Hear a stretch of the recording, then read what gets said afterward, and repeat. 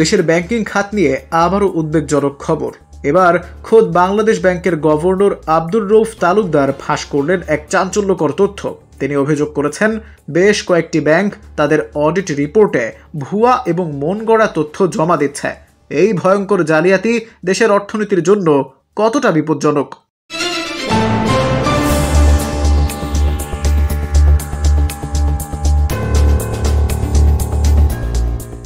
আপনারা জানেন, যে কোনো ব্যাংকের স্বচ্ছতা এবং জবাবদিহিতা নিশ্চিত করার জন্য অডিট রিপোর্ট একটি হাতিয়ার।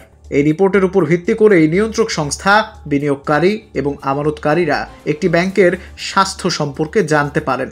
কোথায় বিনিয়োগ করা নিরাপদ বা একটি ব্যাংকের ঝুঁকি কতটুকু, এই সব সিদ্ধান্ত অডিট রিপোর্টের ওপরই নির্ভর করে। কিন্তু যখন এই রিপোর্টই ভুয়া হয়, তখন কি ঘটে? তখন নিয়ন্ত্রক সংস্থাগুলো ভুল তথ্যের উপর ভিত্তি করে পলিসি তৈরি করে, যা দেশের অর্থনীতির জন্য মারাত্মক ঝুঁকি তৈরি করে। সবচেয়ে বড় বিপদ হলো ব্যাংকের ভেতরের দুর্বলতাগুলো এর মাধ্যমে লুকিয়ে রাখা হয়, যা ভবিষ্যতে বড় ধরনের সংকট ডেকে আনতে পারে। গভর্নরের বক্তব্যে সবচেয়ে বড় উদ্বেগের বিষয় ছিল খেলাপি ঋণ বা নন পারফর্মিং লোন এনপিএল নিয়ে। অভিযোগ উঠেছে, কিছু ব্যাংক তাদের খেলাপি ঋণের পরিমাণ কম দেখিয়ে নিজেদের ব্যালেন্স শিটকে কৃত্রিমভাবে শক্তিশালী হিসেবে উপস্থাপন করছে। এর মূল উদ্দেশ্য হলো আরও বেশি আমানত ও বিনিয়োগ আকর্ষণ করা। বিশেষজ্ঞরা বলছেন, এই প্র্যাকটিসের দীর্ঘমেয়াদে ভয়ঙ্কর পরিণতি ডেকে আনে।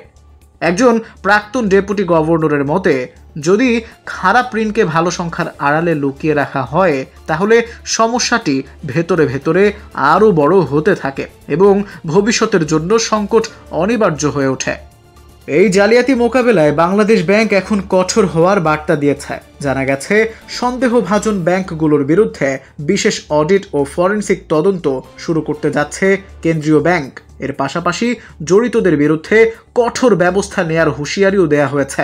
এর মধ্যে রয়েছে জরিমানা এবং ব্যাংক ব্যবস্থাপনায় পরিবর্তন আনার মতো পদক্ষেপ।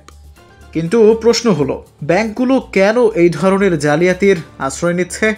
আর্থিক বিশেষজ্ঞরা এর পেছনে বেশ কয়েকটি কারণকে দায়ী করছেন। এর মধ্যে অন্যতম হলো দুর্বল অভ্যন্তরীণ প্রশাসন, রাজনৈতিক চাপ এবং নিয়ন্ত্রক ব্যবস্থার ফাঁকফোকর।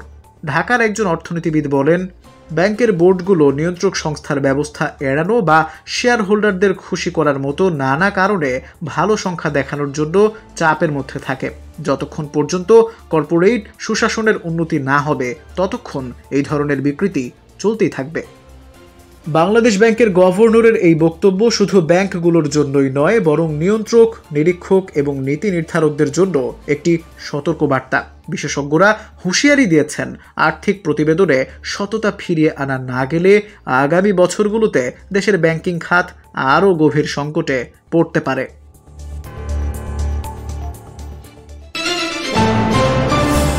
Subscribe now for daily news and updates.